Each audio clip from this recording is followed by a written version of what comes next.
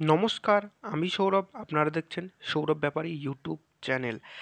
আজকে এই ভিডিওতে গুরুত্বপূর্ণ কিছু ডেপুটেশনের তথ্য নিয়ে আলোচনা করব এবং WBP constable, KP constable exam কবে হতে চলেছে, না এক্সাম কি হবে না, সব কিছু এই ভিডিওতে বিস্তারিত আলোচনা করব। তাই ভিডিওটি খুবই গুরুত্বপূর্ণ হতে চলেছে, মিস করবেন না এবং স্কিপ করবেন না। কিন্তু তার আগে একটি কথা বলবো, এই চ্যানেলে নতুন হয়ে থাকলে চ্যানেলটিকে সাবস্ক্রাইব করবেন, কারণ এই চ্যানেলে অথেন্টিক আপডেট দেওয়া হয়, এবং পাশে থাকা বেল আইকনটি প্রেস করে দিবেন এবং ডেসক্রিপশানে আমাদের টেলিগ্রামের লিঙ্ক আছে, জয়েন হয়ে যাবেন। তাহলে চলুন দেরি না করে শুরু করা যাক। ফাইনালি আমি ডেপুটেশনের কপি পেয়ে গিয়েছি। এক একটা পয়েন্ট বিস্তারিত তোমাদের সামনে তুলে ধরবো। ভিডিওটি একটু বড় হতে পারে, ভিডিওটি ধ্যান দিয়ে দেখবে, না হলে ভিডিওটির গুরুত্বপূর্ণ তথ্য এড়িয়ে যাবে। প্রথমে WBP constable, KP constable, WBP SI 2024 লিখিত পরীক্ষা কবে নাগাদ সংগঠিত হতে পারে, এই ব্যাপারে পিআরবি বোর্ড কি বলেছে দেখো। ডাব্লিউবিপি কনস্টেবল, কেপি কনস্টেবল এবং ডাব্লিউবিপি এসআই পরীক্ষা কিন্তু হচ্ছে, পরীক্ষা হবে না এমনটা না। যেসব ইউটিউব চ্যানেলে দেখছো যে তারা বলছে পরীক্ষা হবে না, পরীক্ষা হবে না, এইসব চ্যানেলকে দেখা বন্ধ করো, পরীক্ষা হবে। ওকে। আর সব সর্বপ্রথম কেপি কনস্টেবল প্রিলি এক্সাম হতে চলেছে, এটি সেপ্টেম্বর মাসে। আরেকবার রিপিট করছি, কেপি কনস্টেবল পরীক্ষা কিন্তু প্রিলি পরীক্ষা কিন্তু সেপ্টেম্বর মাসে হতে চলেছে।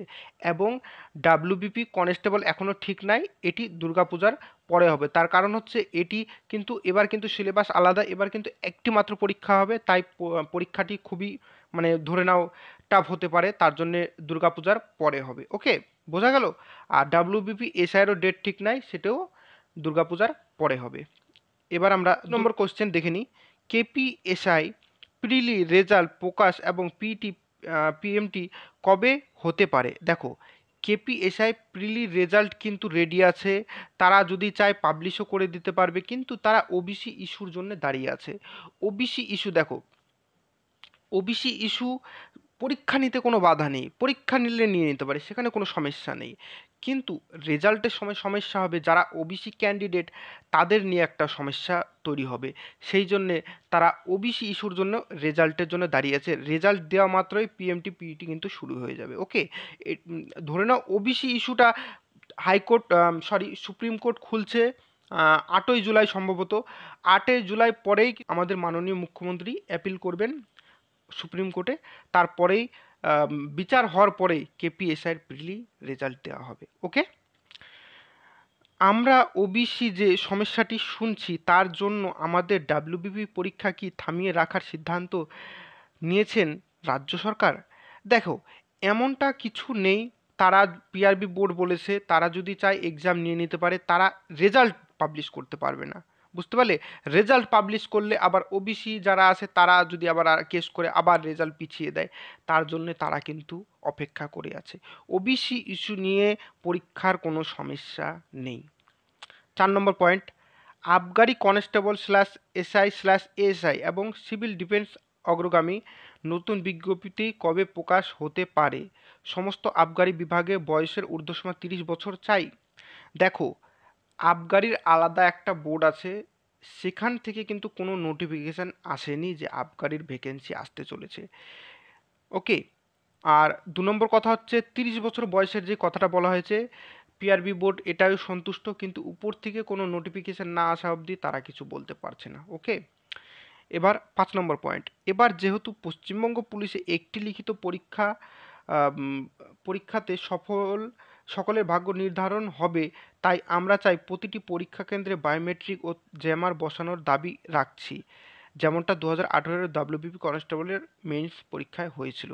দেখো, জ্যামার বসাতে এবং বায়োমেট্রিক বসাতে তারাও ইচ্ছুক, কিন্তু উপর থেকে অর্ডার না আসা অবধি, এবং এর জন্য কিছু অর্থের প্রয়োজন।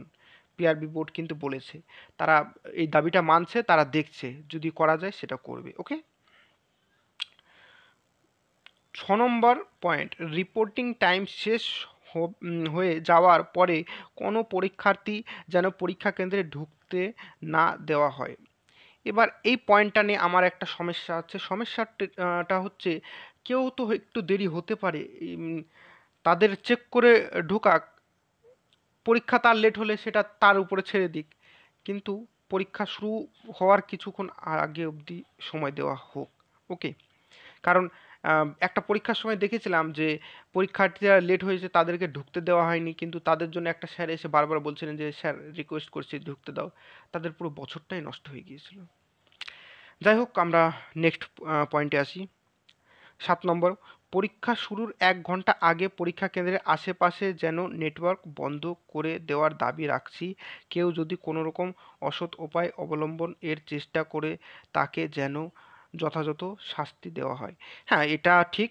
পরীক্ষার আগে অবধি পরীক্ষার আশেপাশে এলাকায় যদি নেটওয়ার্ক বন্ধ করে দেওয়া হয় তাহলে পরে যারা মোবাইল নিয়ে দুর্নীতি করতে যাচ্ছে তারা কিন্তু করতে পারবে না।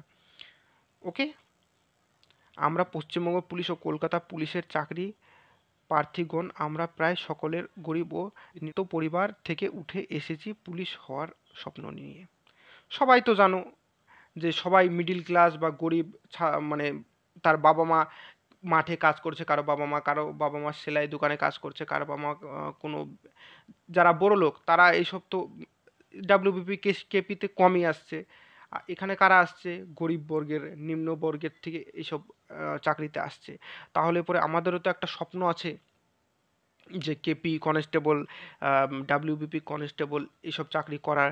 এবার এখানে যদি দুর্নীতি করে সব বড় লোকের ছেলেরা এইসব জায়গায়ও যদি জায়গা নিয়ে নেয় তখন আমাদের হবেটা কি? তাই বলবো ভিডিওটি বেশি বড় করব না। আমি কিছু কিছু কথা তোমাদেরকে বলে দিচ্ছি। কেপি কনস্টেবল প্রিলি এক্সাম সেপ্টেম্বরে অনুষ্ঠিত হতে চলেছে, এটা অফিসিয়াল। ওকে, আর ডাব্লিউবিপি এসআই এবং কেপি কনস্টেবল পরীক্ষাটি কিন্তু তোমাদের দুর্গাপূজার পরে হবে। এবার ডাব্লিউবিপি কনস্টেবল এবং ডাব্লিউবিপি এসআই পরীক্ষা কিন্তু দুর্গাপূজার পরে হবে। এবার তোমাকে আমি একটা কথা বলি, দেখো কেপি এবং ডাব্লিউবিপি কিন্তু একই সাথে একটু আগে পিছে অনুষ্ঠিত হয় বা কোনো কোনো সময় একই সাথে অনুষ্ঠিত হয়। এবার তোমাদেরকে বলছি যে বর্তমানে ডাব্লিউবিপির প্রিলি এক্সাম নেই, তার মানে তোমরা বোঝো কেপির প্রিলি এক্সাম হয়ে যখন মেন্স হবে তখন কিন্তু ডাব্লিউবিপিরও মেন্স হবে। ইন্টারভিউ হবে কেপি কনস্টেবল যখন, তখনই ডাব্লিউবিপির একসাথে হবে। তখন দেখবা কিছু ছেলেপেলে কি হয় যে দুটোতেই হয়ে যায়, কারো হলে একটাতেও হয় না, কারো হলে দুটোতে হয়ে যায়, তখন তারা সমস্যায় পড়ে যায়। এটা পিআরবি বোর্ড কেন করছে আমি নিজেও জানি না, কিন্তু পিআরবি বোর্ড এটাই বেশিরভাগ করছে। আর 2 নম্বর হচ্ছে কেপি এসআইয়ের রেজাল্ট রেডি আছে, শুধুমাত্র ওবিসি বিচার হলেই তোমরা রেজাল্টটি পেয়ে যাবে। আর ওবিসির জন্য কোনো পরীক্ষা পেছোচ্ছে না, পরীক্ষা তাদের টাইম মতো হবে। তোমরা কিন্তু প্রস্তুত থাকো, তোমাদের যদি সিলেবাস কমপ্লিট হয়ে যায় আরেকবার রিভাইজ করো, যতবার পারবে রিভাইজ করো তোমরা। কারণ তোমাদের সেফ স্কোর কত দেখো আমি বলে দিচ্ছি, 60 থেকে 65 নাম্বার তুললে তোমাদের চাকরি কনফার্ম। ওকে, বোঝা গেল? আর যদি তোমাদের কোনো কোয়েশ্চেন থাকে কমেন্টে করতে পারো, প্রত্যেকটি কোয়েশ্চেনের আমি অ্যান্সার দিই।